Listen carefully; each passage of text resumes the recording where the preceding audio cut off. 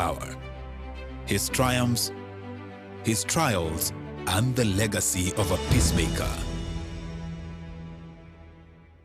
whose meteoric political rise must have been a source of envy for many veteran politicians.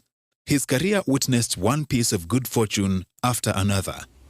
From being a backbencher to being appointed by President Daniel Arap Moi as Assistant Minister for Works, Housing and Physical Planning in 1986, to being elected the youngest Deputy Speaker of the National Assembly in 1988 at the age of 35 years, the youngest MP in Kenya's post-independence history to hold such a post, Kalonzo's political career was one to follow, whether from the front benches or from the outside. Naapa kwamba nitaitumikia vema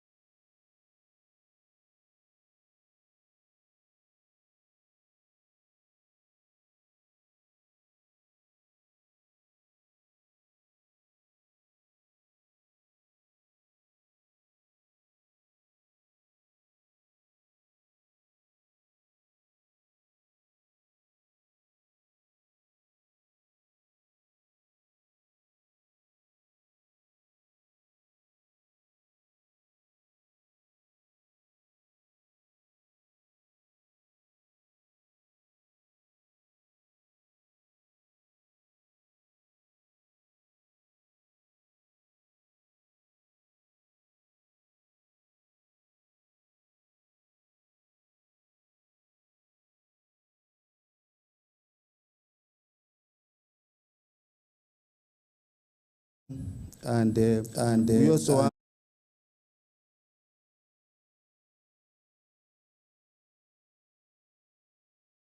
the Karua, she's here with us. We have Honorable Eugene Wamalwa is here with us. Honorable Dr. Mukisa Kitui is here with us. Honorable Justin Muturi is here with us.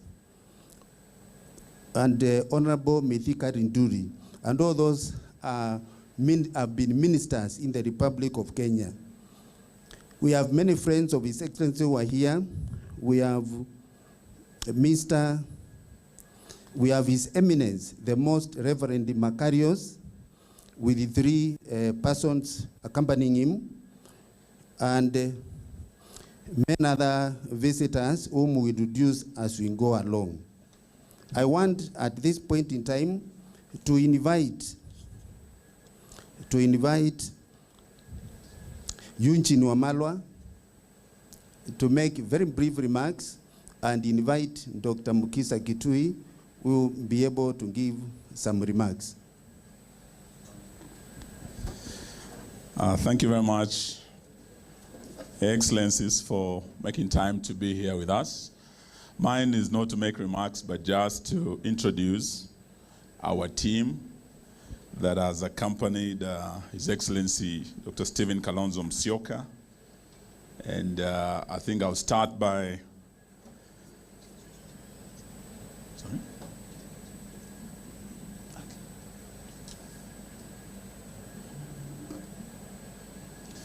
Thank you very much. Let me start by recognizing the team that has come with His Excellency and his core principles.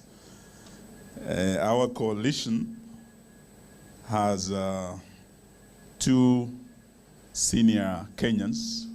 One is Kalonzo Musyoka himself, who was the 10th Vice President of the Republic of Kenya, and a diplomat whose career we celebrate today.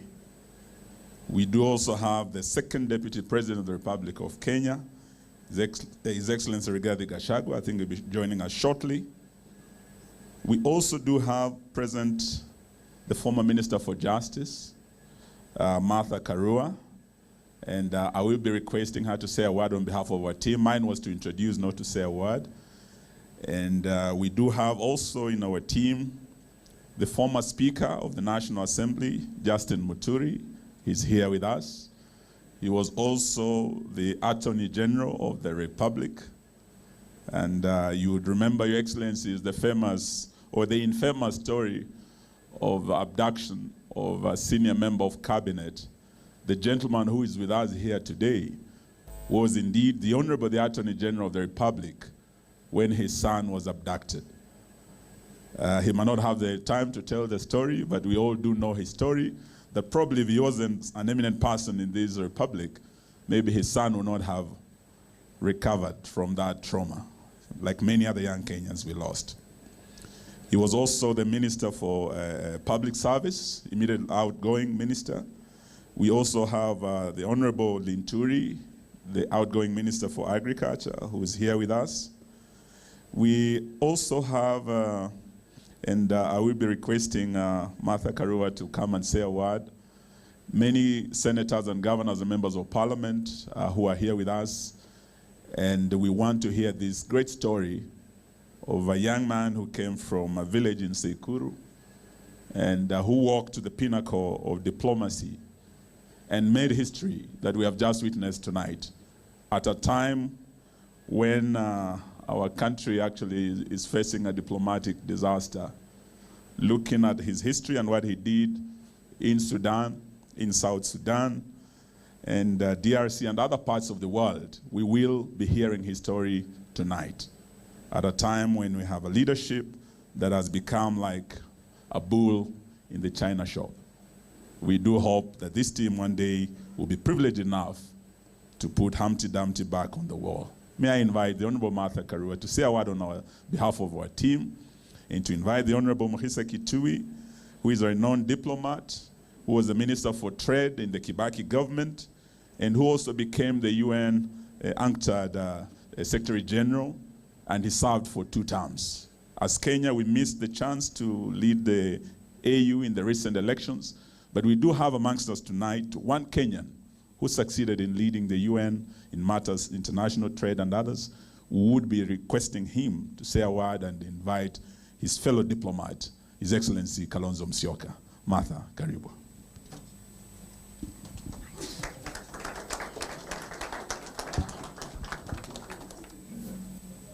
Good evening, everyone. We are all here, Excellencies, distinguished guests. We are here as acquaintances or friends of His Excellency, Dr. Stephen Kalonzo Musyoka. I have worked with him for a long time. Maybe he may or may not remember, but I've reminded him once or twice when I was a young magistrate before the age of 30, and he was a young lawyer. He did appear before me. You don't always remember people who appear before you, but I noticed the way he handled the case and his clients, and he led them because it was a case that people could reconcile. He led them to reconciliation. Maybe that's a trait in diplomacy. And later on in life, I met him as a member of parliament. I found him in parliament in 1993. For the young ones, that may sound like a long time, and it is. We've been around. So, and we've worked with him since. He's an easy person to work with, amiable, respectful, a diplomat to the core.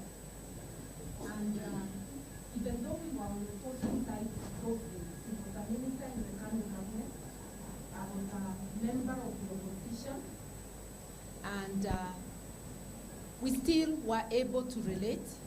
I do recall when we started the formal journey to the constitutional review process. It is His Excellency, Dr. Stephen Kalonzo Musyoka, who was able to lead the KANU team to negotiate with us and to address us in a manner that we could actually sit down and negotiate.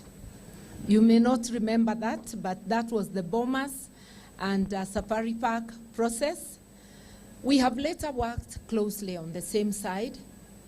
In 2002, when we came into government, where he became the Minister for Home Affairs at one stage, and I was Minister for Water at that time. We have worked well, and I know he's a people person and a great team member, team player. We've also worked together in opposition when we were both out of government. For the last 12 years, we have worked together, and more lately, in the 2022 presidential elections, we worked very closely, and after whatever transpired, we have continued to work together, and now we are together forming a broad coalition to transform the country. I would just want to conclude by saying that Stephen Kalonzo Musyoka is not just a diplomat because he has worked as one. He's a born diplomat, a great person to work with, and a person who is open and transparent in his work. And with those very many remarks, I want to call my friend, age mate, Dr. Muhisa Kitui, former Secretary General of UNCTAD, and a person who was a colleague minister. We were in college together, then in parliament together, then in government together, and now working together in the opposition. Yeah. Asante sana. Your Excellencies, Ambassadors and High Commissioners, friends of Kenya, Your Excellencies and honorable leaders of political parties, other friends of Dr. Stephen Kalonzo Musyoka, ladies and gentlemen. Nice things have already been said about our host today, so I'm not going to repeat those. I just want to say one or two little things that don't so much mark what he did, but why we miss such talent in public leadership in the country today. The first 10 years of my acquaintance with Honorable Kalonzo Musyoka, he was a Minister of Government, and I was an opposition parliamentarian. The highest point of our altercations was during the crisis of the genocide in Rwanda, when I brought to Parliament a motion of adjournment to discuss the failure of African diplomacy and the failure of the world to stop the butcher of innocent civilians in that then sad place. Since then, we even got very, very closely together, because after the 2002 elections, I became Minister of Trade and Industry and was Foreign Minister. We were both members of Council of the East African Community. So for a very, very intense 3-4 years, we were intimately involved in negotiation of a common market, the customs union and common market for East Africa.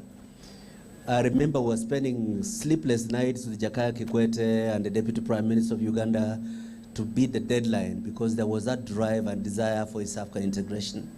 But beyond that, he's known as Mr. Peace Builder for his work not just in Sudan, but also the Mbagadi process for peace building in Somalia. We mention these things not so much as a celebration of an icon of diplomacy, but as a sharp contrast to the sad situation in which we find ourselves today. Unfortunately, egos and guns have been bigger in supply than brains in South Sudan, and you see how the promise of the youngest African country has turned into disaster.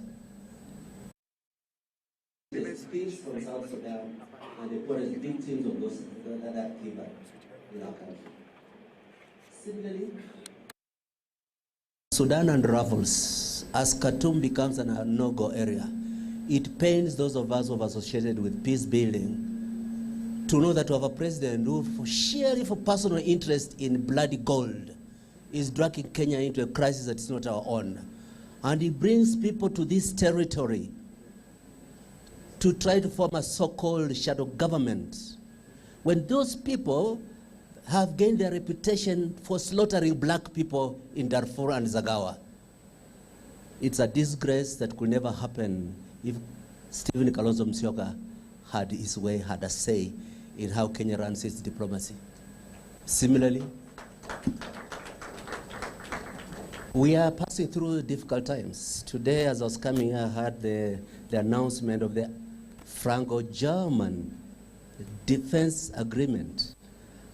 The first time that Europe has had to look at building a new architecture for defense because of rumbles across the Atlantic. It's a difficult times. But for us, we believe that friends of Kenya will still have the attention to support our democratic project.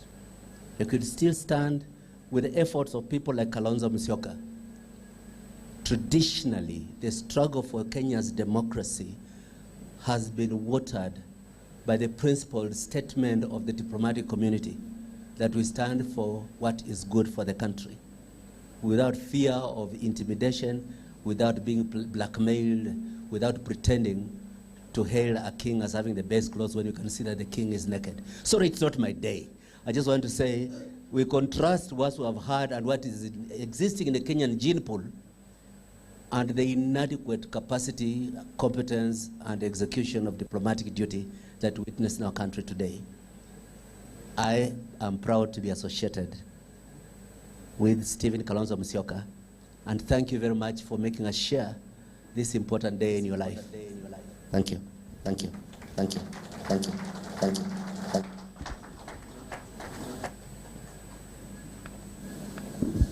Your Excellencies, the ambassadors, High Commissioners, and our distinguished guests, yes, allow me to acknowledge two people. We have the Ambassador of Cyprus with us here, and also the Senator for Kisii County, Senator Onyonga.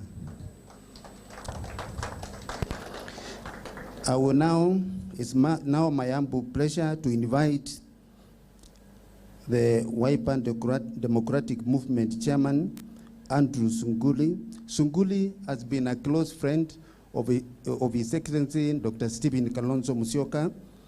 They have been together in politics together, and he wants to make a few remarks.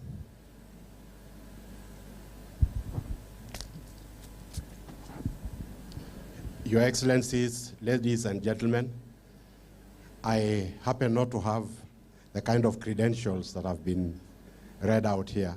Actually, my only political credential is that I was the running mate to Stephen Kalonzo Musyoka in what turned out to be the shortest presidential race in Kenya's history. I think it lasted 3 weeks to be exact, but we enjoyed it. And it's not so easy speaking in a crowd like this that has diplomats. I do not know exactly which language to speak because I'm told diplomats speak many languages, including double speak. But I'll try. It's a great honor to have been associated with Dr. Stephen Kalonzo Musyoka and to realize that he is actually celebrating 40 years in politics. And I don't know whether you understand what that means, there is a common joke that used to run, and it was in the form of a question. What does a politician and a diaper have in common? And the answer is that both of them should be changed regularly, and for the same reason, and the reason that it gets soiled. So to have survived 40 years without the need to be changed tells you that he has outlived many diapers and he hasn't soiled himself in politics. I think that alone is what makes us celebrate Stephen Kalonzo Musyoka today. And combined, of course, with his politics, with his diplomacy, which, as you all have been told, by, especially by Mheshimiwa Martha Karua, that his diplomacy is not career diplomacy. It's a living diplomacy. He is a living diplomat. In fact, a few decades ago, the late Mwai Kibaki was popularly referred to as the gentleman of Kenya's politics. And I would dare say, without doubt or equivocation, that the heir to that title as a gentleman of Kenya's politics is Stephen Kalonzo Musyoka. Of course, with a rider. You know, the word gentleman, for those of you who think gentleman means you can be pushed around, I would like to add a rider that even a gentleman is only 50% gentle. The rest is man. So be careful. You should not try and push him. Don't try and push him too hard.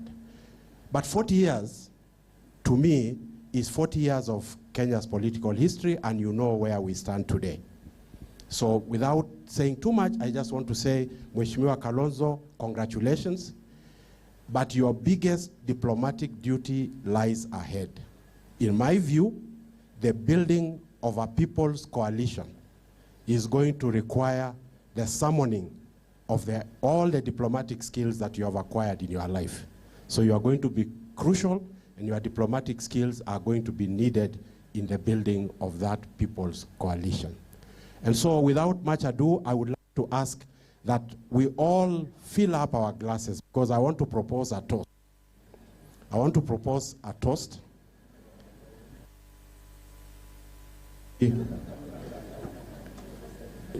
Just fill up your glasses with whatever you are drinking, and if somebody would also hand me one, non-alcoholic, to be precise.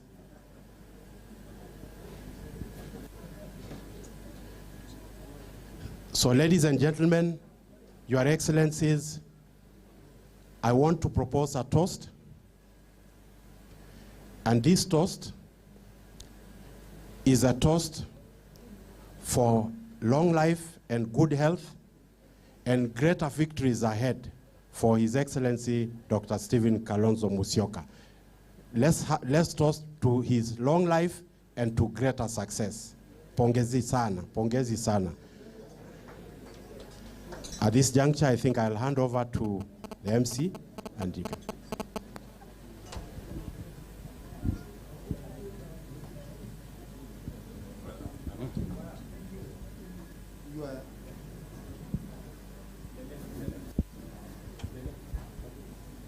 Your Excellency. Andera, sauti kwa hii mic.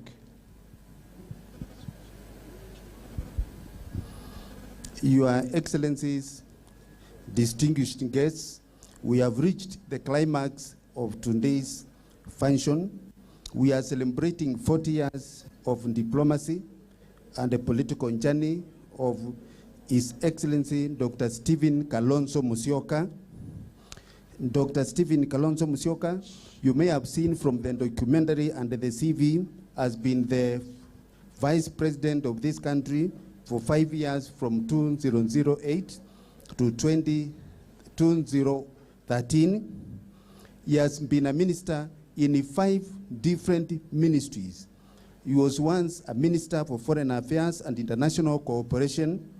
He was also a minister for Education and Human Resource Development. He was also a minister for Tourism and Information.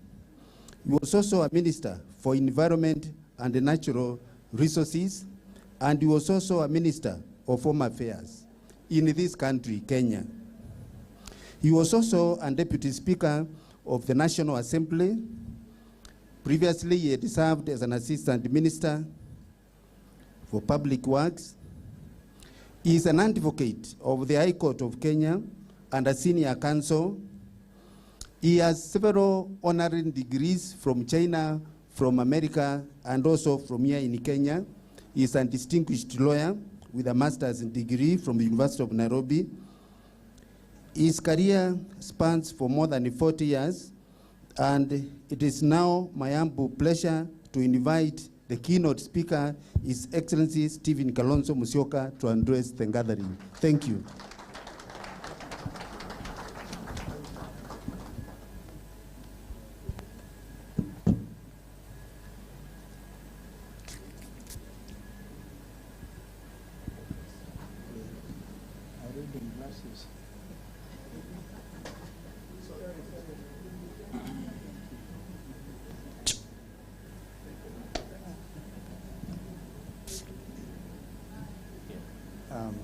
Your Excellencies, the ambassadors and high commissioners, it's okay. My colleagues in the People's Coalition, invited guests, ladies and gentlemen, this is meant to be a stress-free occasion. So just shake around and say, this is no serious business. And just greet the person next to you, because I think you should. If there's somebody you don't know, please don't leave. Your Excellency, the Australian High Commissioner just met Philip Kisia. And Dr. Farouk Chowdhury, my friend, the High Commissioner of Cyprus, call it Kypros. I greeted him, Kalispera. That's like my second country, and thank you, Your Eminence, for coming. Thank you all. These are my reflections. Of course, they can't be exhaustive. But before I do make a few remarks in that regard, I just received a telephone call from Fred Matiang'i. He was supposed to be here, and our brother Senator Richard Onyonka, are you still there? Senator Richard, he's right there. Please come so people see this tall, kissy man. There's something trending in the social media. Remember that speech. And it was amazing. Thank you, Richard, for being here. Our brother Fred has asked you to be here because he's on a long call with the World Bank in Washington. He's still out there until later in the year. And our friend Rigathi Gachagua could be on the way. And so let me start also by apologizing. In fact, we have my sister Sally Kosgei's name on the printed list, printed program. I was meant to have gone to have tea with her before coming here.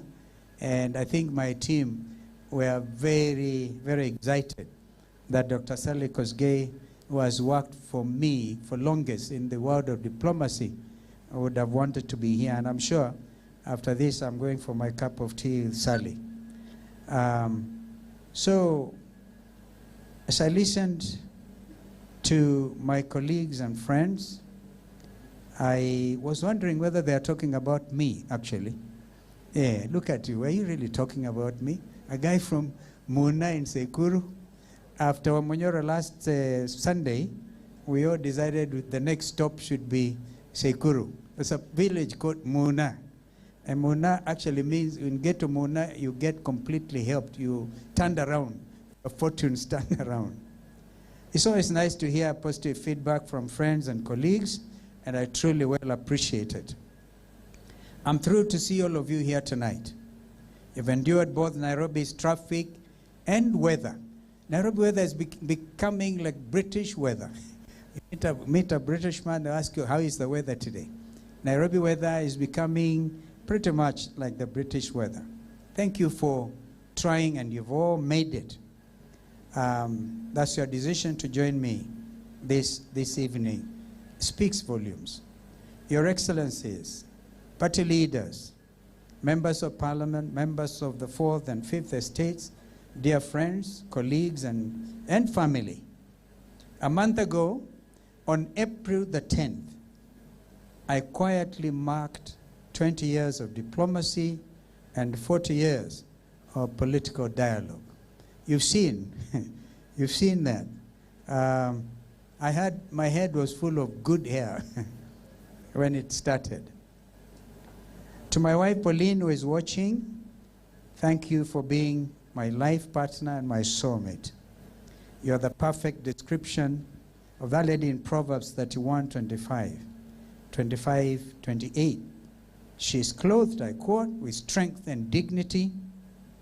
She can love as the days to come, at the days to come. She speaks with wisdom, and faithful instruction is on her tongue. She watches over the affairs of her household and does not eat the bread of idleness. My wife Pauline, those of you know, have been really hard working at the central bank for so many years. She's now retired, but she makes sure, even from her sick bed, the young ones behave. I'll very shortly point out some of them to you. To you guys present, my sons and my daughters, Kennedy and Doreen. Where are you? Kennedy and Doreen? Out there. All right. Kevin, is Kevin in the house? We're supposed to get here. He has a big day on Saturday. He's getting wedded to Sharon. Not Victor Sonia Sharon got married, but to Sharon. My daughter Damari and my son Martin. I don't know whether they are here. They must be trying to get here. Some of you remember that Damari got married in December to that wonderful young man from Kirinyaga, Martin Nyaga. And Klein, who has been jumping around here. Klein Mairu. Where's Klein? Yeah. You know, Klein, I want to say this, as I said before, I went to Parliament a bachelor. And I had a very, very difficult decision to make because I wanted to get married very quickly in '85. My sister, when I appeared before you, looked timid. I'm not quite sure whether I was married yet because I was not in Parliament. I was still a bachelor. So these young people have known just a political father. But balancing these things can be very difficult. When I made the decision to join elective politics 40 years ago, as I mentioned, it was not even 40 years because I lost in 1983 at the snap election, as you may have seen. And people thought I was like a mad young man. But then I'm reminded of the TikTok conversation we had a few days ago. If you hear somebody, a man or woman, saying, I'm not mad, please notice, those are the first signs of mental illness.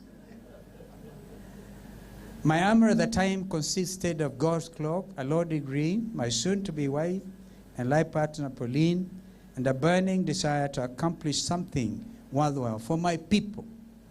I stress my people because my world then was people of Kitui North. The previous speakers, as well as the documentary, have highlighted many facets of my diplomatic experience and political discussion. As a result, I will not belabor them any further. Nonetheless, I'd like to thank everyone whose faith and conviction in my abilities propelled me to this incredible position.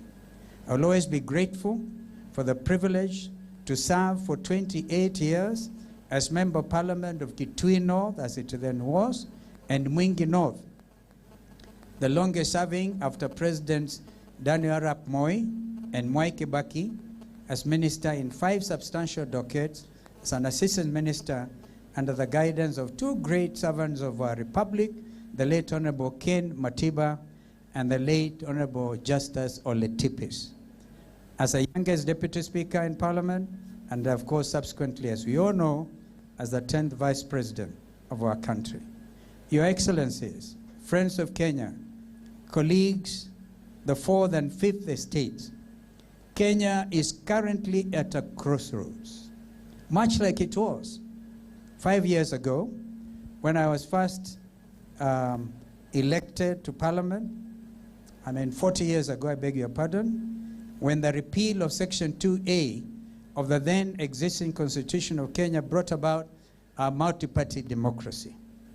In 2002, when the NARC wave swept the ruling party, and their mother has just pointed out, I was the longest organizing secretary of KANU for 12 years. I wish my brother Gideon Moy was here. I don't think he was, he must have been a toddler. From 59 years of power. KANU was in power for 59 years. And the late President Kibaki famously was quoted as saying, bringing down KANU was like cutting the famous Kikuyu Mugumo tree with a razor blade. It can't happen. But it happened. And in 2000, when that happened, Kenyans were regarded as the most optimistic people in the world. And in 2008, when the violence following the 2007 election set off the most difficult events in post-independence Kenya, destabilizing and bringing to a standstill a nation state known until then as the oasis of peace in a turbulent region. Then diplomatic tact was required by the local and international political players of the times to get Kenya back on its track to its long visioned path to socioeconomic prosperity, free from hunger and disease. Our sister Mother Karua again was there with a Kofi Annan-led peace process. The same is required, I dare say, now more than ever before. On June 25th, a day I call J25, Kenya's working class, young men and young women with pay stubs came to the streets in peaceful protest against a harsh finance bill 2024 and an impeached parliament. Actually, they did impeach the parliament. Kenya's youth are particularly concerned about the ruling elite's excesses, which included poor administration marked by tribalism, by nepotism, and rampant corruption. The tech-conscious, digitally savvy, and woke, quote-unquote, generation were astounded by leaders who loudly and at every opportunity said, I quote again, tighten up your belts. Kenya's coffers are empty, end of quote. While posting outrageously opulent lifestyles on social media and accruing more frequent flyer miles than road trips to their constituents. Using social media platforms, the likes of X, Instagram, WhatsApp, Facebook, Telegram, and TikTok, they rallied behind the hashtag Reject Finance Bill 2024 and urged their parliamentary representatives to vote against the bill. It is my opinion that this tech-savvy and socially conscious youth irrevocably transformed the political, socio-economic discussion in our country forever. Their diplomatic tact of actively exercising their constitutional rights, specifically Articles 1 and 37 of Kenya's Constitution, that is, and I want to quote under Article 1, Sub-Article 1, which states all sovereign power belongs to the people of Kenya and shall be exercised only in accordance with this Constitution, end of quote. And subsection 2 states that the people may exercise their sovereign power either directly or through their democratically elected representatives, end of quote. Further, under Article 37, every person has the right to peaceably and unarmed to assemble, to demonstrate, to picket, and to present petitions to public authorities. This call to action was keenly watched and followed by millions worldwide. It inspired many movements in Africa and around the world. Your Excellencies, ladies and gentlemen, the unnecessary and disproportionate increment in the use of excessive force by Kenya's police service should be a concern to all of us. During the protests in 2023 and in 2024, over 125 young Kenyans lost their lives to police bullets. Up to date, no security officer has been charged and or prosecuted. The victims' families are yet to receive any form of justice. There is also a sharp increase in kidnappings and abductions. The brother, the Speaker, J.B. Muturi, and immediate former Minister for Public Service, Attorney General, a distinguished Kenyan, had to shout so that his dear son could be released. He kept on asking, how about those parents who were not as fortunate as he was? And their kids are still missing, some of them even as we speak today. That 4 young men could be tracked just a few days ago and taken into custody by the security services because of the BBC Africa Eye documentary, Blood Parliament, clearly demonstrates increased authoritarianism in this country against anyone deemed to have a different view, regardless of age. I urge the international community, and I want to use the plural here, we urge the international community here represented who honor their values and commitment to the promotion of universal respect for and observance of human rights and fundamental freedoms, as stated in the preamble to the UN Declaration of Human Rights, to join us in condemning these acts and demanding an immediate cessation of human rights abuses and systemic oppression. Your Excellencies, friends of Kenya, and members of the media, the reconstruction of the Independent Electoral Boundaries Commission, IBC, is another major point of concern to us as the loyal opposition. The people. On Christmas Eve 1953, in the quiet heart of Tsekuru, Mwingi in eastern Kenya, a boy was born. Panel, which was responsible for recruiting candidates for the positions of chairperson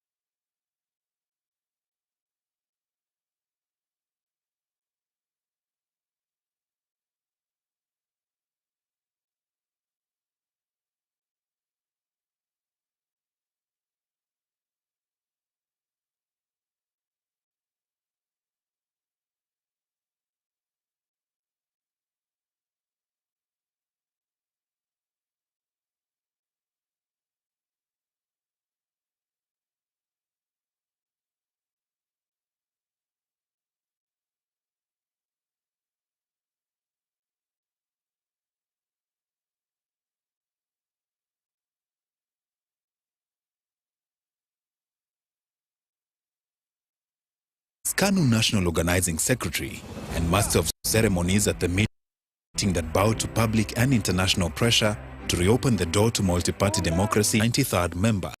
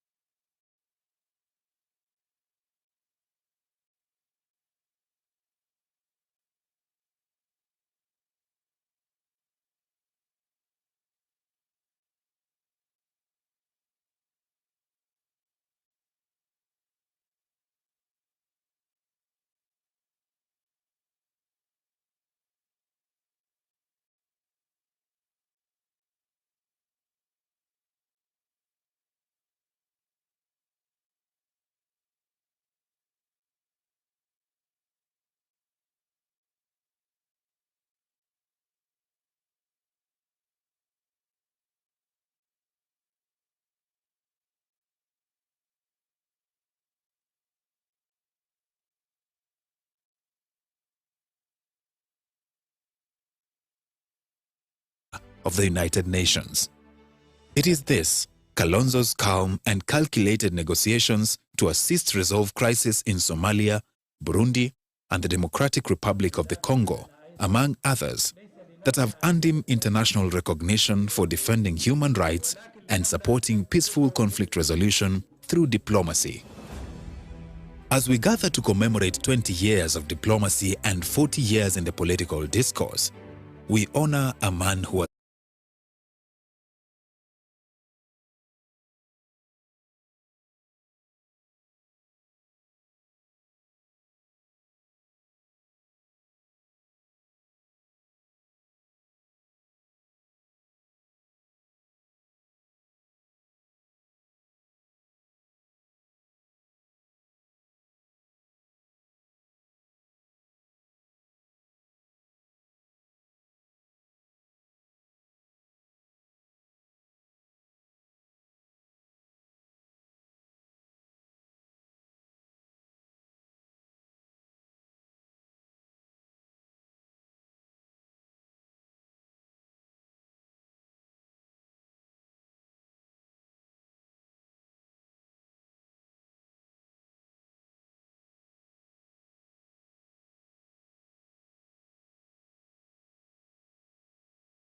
and Master of Ceremonies ever holder of this most important ministerial portfolio.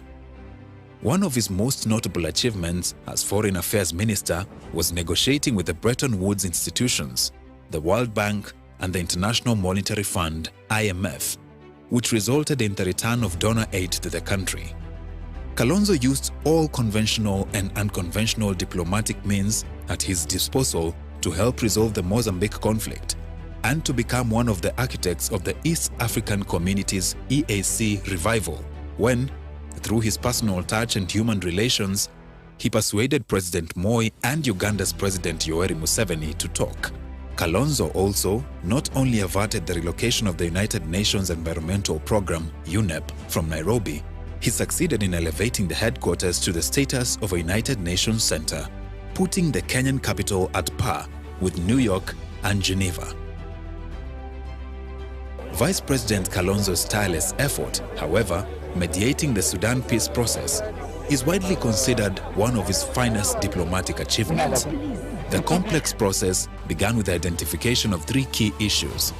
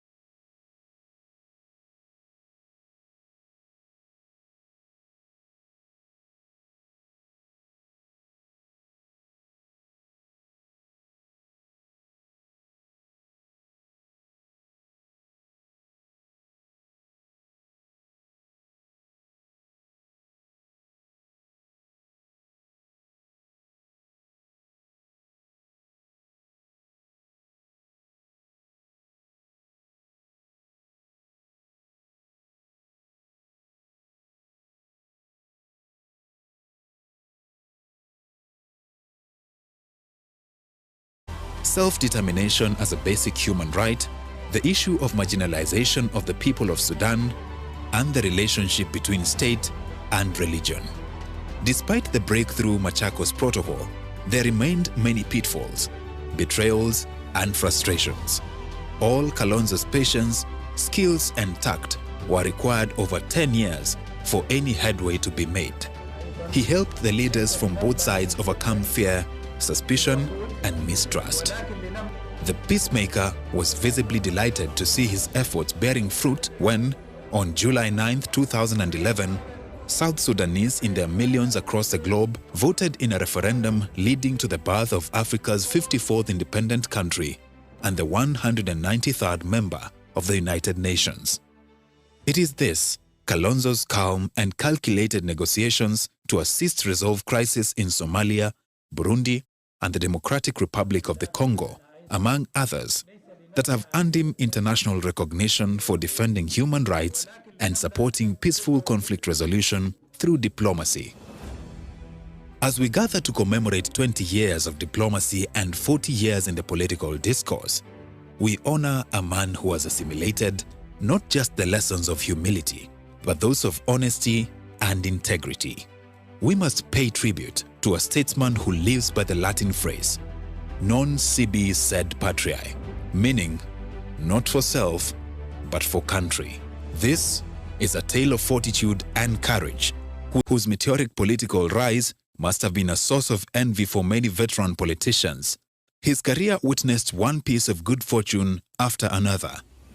From being a backbencher to being appointed by President Daniel Arap Moi as Assistant Minister for Works, Housing and Physical Planning in 1986, to being elected the youngest Deputy Speaker of the National Assembly in 1988 at the age of 35 years, the youngest MP in Kenya's post-independence history to hold such a post, Kalonzo's political career was one to follow, whether from the front benches or from the outside. Naapa kwamba nitaitumikia vema. On Christmas Eve 1953, in the quiet heart of Tsekuru, Mwingi in eastern Kenya, a boy was born who would one day help shape the destiny of nations. Armed with a law degree from the University of Nairobi, he first sought leadership through the ballot, unsuccessfully vying for Kitui North in 1983. But it was in diplomacy that he found his calling. At just 40 years old in 1993, Kenya's youngest foreign minister stepped onto the global stage, calm, calculated, and committed to peace. He helped end one of Africa's longest-running brutal civil wars. The Sudanese Comprehensive Peace Agreement, CPA, also known as the Naivasha Accord, a product of grit, diplomacy, and Kenya's resolve, helped birth South Sudan in 2011. I wish to take this opportunity to congratulate the government of the Sudan and the Sudan People's Liberation Movement for yet another monumental achievement in the Sudan peace process under the IGAD initiative. To quote the late Dr. Martin Luther King Jr., "You have been able to hew out of a mountain of despair another stone of hope." You are all aware of the positive and momentous changes that have taken place in the Sudan peace process, particularly within the last few months.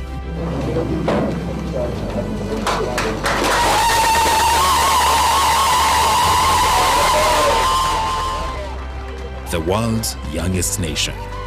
But peace is never permanent, and today, the very nation he helped bring forth stands on a knife's edge once more. This is the diplomatic and political journey of Kalonzo Musyoka. From the red soil of Tsekuru in Kitui County to the halls of power. His triumphs, his trials, and the legacy of a peacemaker, whose meteoric political rise must have been a source of envy for many veteran politicians. His career witnessed one piece of good fortune after another. From being a backbencher to being appointed by President Daniel Arap Moi as Assistant Minister for Works, Housing and Physical Planning in 1986, to being elected the youngest Deputy Speaker of the National Assembly in 1988 At the age of 35 years,